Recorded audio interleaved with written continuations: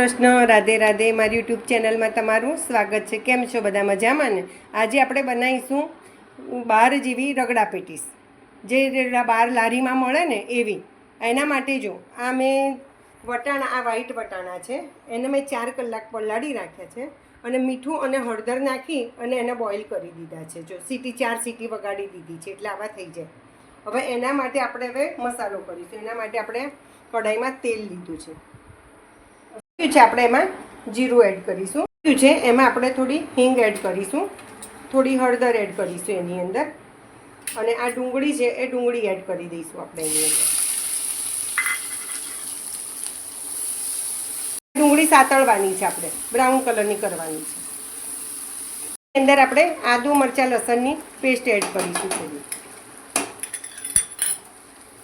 આપણી ડુંગળી આવી સતળાઈ ગઈ છે. હવે એની અંદર આપણે ટામેટાની પ્યુરી એડ કરીશું.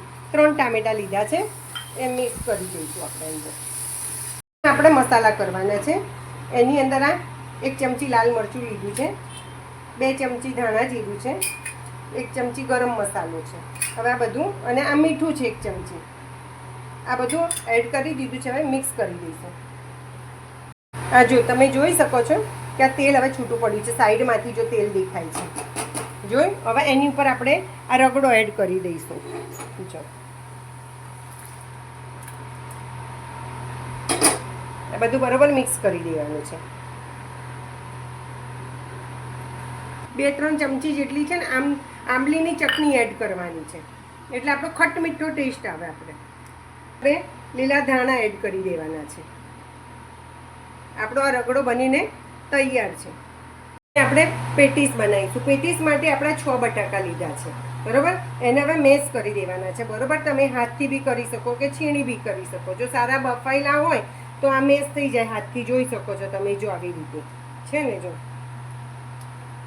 એની અંદર આપણે મસાલા એડ કરીશું. સૌપ્રથમ આપણે આદુ મરચાંની પેસ્ટ એડ કરીશું, આ થોડી હળદર એડ કરીશું, અને આ મીઠું, થોડા લીલા ધાણા એડ કરીશું આની અંદર, અને આપણે કોર્નફ્લોર જરૂર પ્રમાણે કોર્નફ્લોર ઉમેરવાનું છે આપણે એની અંદર.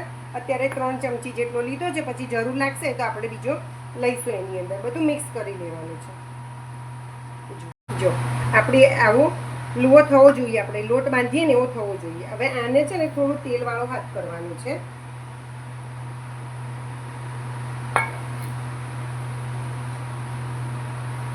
અને આની પેટીસ બનાવવાની છે. જો તમને જેવી ગમે એવી પેટીસ તો તમે વાળી શકો છો, નાની મોટી બધાની ચોઈસ પ્રમાણે. જો આવી રીતે આ પેટીસ વાળી દેવાની છે, બરાબર. આવી રીતે આપણે બધી પેટીસ વાળી દઈશું. ટીકી વાળીને તૈયાર રાખી છે. હવે આપણે એને સેલો ફ્રાય કરવાની છે.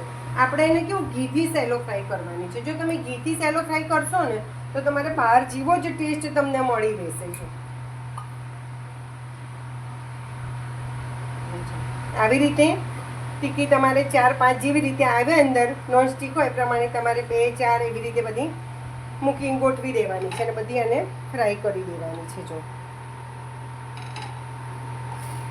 જો આપણી આવી ગોલ્ડન બ્રાઉન થાય ને ત્યાં સુધી આપણે શેકી લેવાની છે ટીકીને. જુઓ હવે આપણે ચાટ બનાવીશું. એના માટે સૌપ્રથમ આપણે રગડો એડ કરવાનો છે નીચે. પછી આ ટીકી બનાવી હતી ને એ 2 ટીકી આપણે એડ કરવાની છે. જો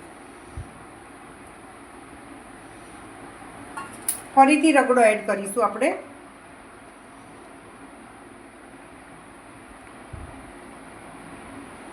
હવે એની ઉપર આપણે ગાર્નિશ કરીશું. એની ઉપર આપણે ગ્રીન ચટણી એડ કરીશું. પછી એની ઉપર આપણે આંબલીની ખજૂરની ચટણી એડ કરીશું.